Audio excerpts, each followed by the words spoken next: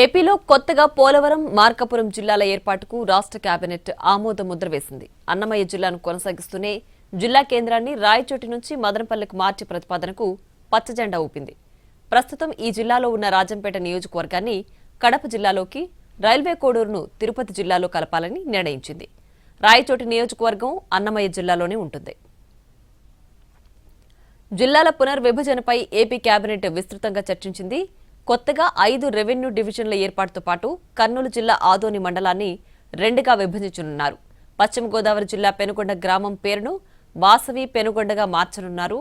గూడూరు నియోజకవర్గంలోని 3 మండలాల్ని నెల్లూరు జిల్లాలో కలిపారు. నెల్లూరు జిల్లా నుంచి కందుకూరు, బాపట్ల జిల్లా నుంచి అద్దంకి నియోజకవర్గాలు ప్రకాశం జిల్లాలో కలవనున్నాయి.